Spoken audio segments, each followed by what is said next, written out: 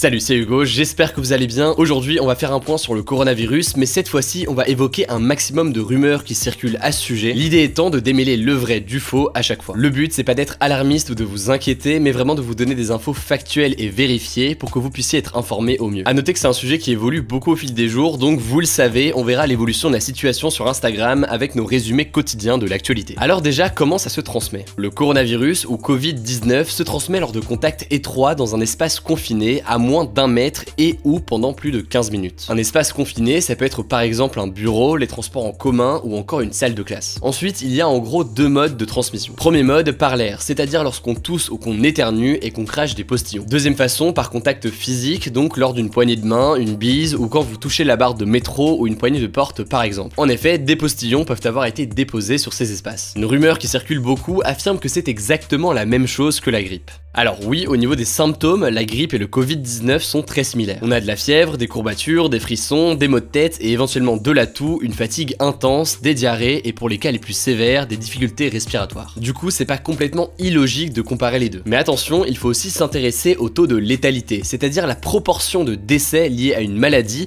par rapport au nombre total de cas atteints par la maladie. En l'occurrence, le taux de létalité du Covid-19 est compris entre 2,5 et 3%, autrement dit, c'est 30 fois plus élevé que celui de la grippe qui s'élève à environ 0,1%. L'autre chose qu'il faut regarder, c'est l'indice de contagiosité, autrement dit le nombre de personnes contaminées par un malade en moyenne. Là, celui du Covid-19 est compris entre 1,5 et 3,5, soit 2 fois plus que celui de la grippe saisonnière, selon plusieurs études du Centre chinois de prévention et de contrôle des maladies et du New England Journal of Medicine, entre autres. Est-ce que c'est vrai que la chaleur du printemps ou de l'été va tuer le virus? C'est ce qu'avait effectivement déclaré Donald Trump, mais est-ce le cas? En l'occurrence, c'est un petit peu trop dur de dire pour le moment. En fait, l'été, les gens sont logiquement moins confinés en intérieur, donc ça limite la propagation d'un virus, et la chaleur peut effectivement avoir un impact sur le virus, mais les scientifiques ne sont pas tous d'accord sur le sujet, et surtout le virus est encore trop peu connu pour donner une réponse certaine à ce propos. Autre question plus insolite, est-ce que la cocaïne peut tuer le coronavirus? Cette rumeur circule principalement à cause de cette image où on a l'impression qu'une chaîne d'infos déclare que la cocaïne pourrait nous sauver. Le truc c'est que cette image a été faite à partir d'un outil en ligne qui permet de créer des faux bandeaux de chaînes d'infos. Par ailleurs, d'un point de vue scientifique, c'est faux, rien ne permet de dire que la cocaïne, l'alcool ou quelconque autre drogue ne soigne ce virus. Autre question, est-ce que c'est vrai que les masques ne servent à rien? Alors oui et non, je vous explique. En gros, les masques sont utiles pour les personnes malades ou qui ont voyagé dans une zone touchée par le virus, mais ils sont complètement inutiles pour les autres. En fait, il y a deux types de masques, les masques de chirurgien qui permettent, si vous avez le coronavirus, de ne pas le transmettre, et il y a aussi les masques FFP2 qui eux, effectivement, s'ils sont bien mis et utilisés, permettent de ne pas transmettre ni recevoir le coronavirus. Autre chose à savoir qui est très importante, la durée de vie d'un masque est de 3 à 8 heures seulement. Le seul vrai moyen de se protéger aujourd'hui, c'est de se laver les mains très régulièrement, de tousser et éternuer dans son coude, et d'éviter de toucher des poignées ou des barres dans les lieux et transports publics. Une autre rumeur dit qu'apparemment, on peut attraper plusieurs fois le Covid-19.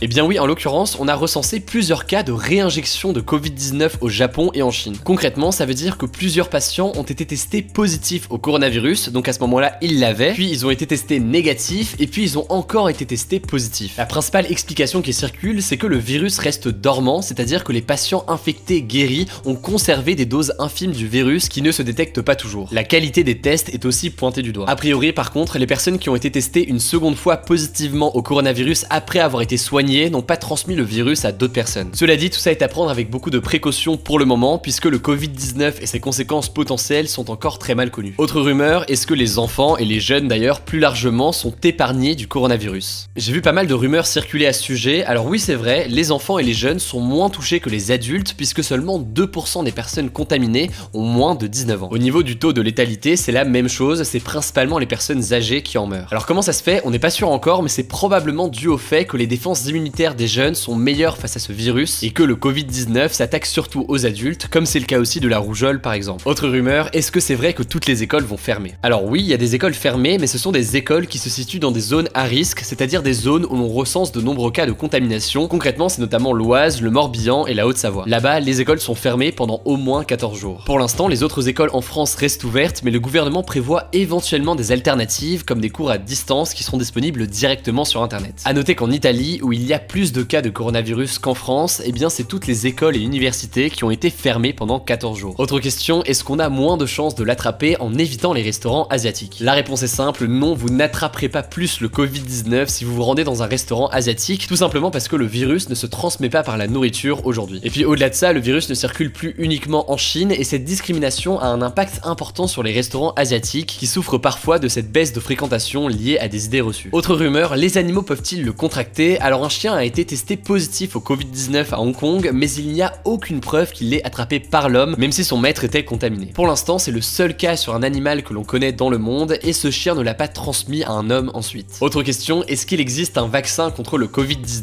comme pour la grippe? Il n'existe pas encore de vaccin contre le Covid-19, mais l'OMS a appelé de nombreux chercheurs et laboratoires, dont celui de l'Institut Pasteur à Paris, à travailler sur un vaccin qui pourrait être commercialisé dans quelques mois. Le laboratoire Sanofi, par exemple, espère pouvoir tester son vaccin sur des humains d'ici 12 à 18 mois. Encore quelques questions, est-ce qu'il faut prévoir des provisions et rester chez soi? Alors vous avez dû voir des photos de supermarchés dévalisés, d'étagères vides, mais pas de panique, pour l'instant ça n'est absolument pas prévu puisqu'il n'y a pas de mesure de confinement à l'échelle nationale en France. Même pour les zones à risque dont je vous parlais tout à l'heure, il n'y a pas de réelle mesure de confinement, on demande juste aux gens d'être vigilants et ils sont notamment encouragés à limiter leurs déplacements et à travailler depuis chez eux. Pour info, 61% des Français se disent inquiets face à l'épidémie et c'est 2 fois plus que lors de l'épisode de la grippe A en 2009. Autre rumeur, est-ce vrai que le coronavirus est un complot parce qu'il existait avant? En fait, pour dire ça, beaucoup se basent sur le fait que sur certains gels hydroalcooliques datant de plusieurs années, il y a écrit coronavirus, mais en fait, il n'y a rien de choquant ou de surprenant à ça puisque des coronavirus, il y en a eu bien d'autres avant, en 2003 par exemple. C'est une catégorie de virus en fait qui existe depuis longtemps, donc non, ça ne prouve rien. Autre rumeur, est-ce que le coronavirus a été inventé par le gouvernement français pour détourner l'attention sur la réforme des retraites? Alors évidemment non, le virus vient de Chine, la France n'y est pour rien. Cela dit, le gouvernement est effectivement accusé par certains d'avoir profité de l'épidémie pour faire passer la réforme par 49.3. En gros, pendant que les Français sont concentrés sur l'épidémie et que les rassemblements sont limités, eh bien ils font passer la réforme. Je vous en parlais d'ailleurs dans ma vidéo sur le 49.3 diffusée il y a quelques jours. Allez, on y est presque, encore 3 rumeurs. Est-ce que c'est vrai que la 5G est responsable du coronavirus? Celle-là, elle a énormément circulé sur Facebook, sauf que la rumeur n'apporte absolument aucune preuve et qu'il n'y a absolument aucun rapport entre la 5G et le coronavirus, si ce n'est que effectivement certains lieux contaminés sont de temps en temps des lieux d'essai de la 5G. Après c'est juste une coïncidence, il n'y a pas de causalité et je vous mets en description un lien qui débunk en détail cette rumeur. Est-ce que c'est vrai que mon colis qui vient de Chine est dangereux? Non, les scientifiques sont formels, il n'est pas dangereux, tu peux l'ouvrir. Enfin, une question qui revient souvent pour terminer, est-ce que l'on va tous mourir? Alors en soi, on peut croire à la théorie de l'effondrement, j'avais fait une vidéo sur le sujet il y a plusieurs mois, mais dans ce cas très précis, je vous rappelle quand même qu'il y a près de 50 000 personnes sur les 92 000 identifiées comme porteuses du virus qui ont été soignées depuis le début de l'épidémie. Autrement dit, c'est beaucoup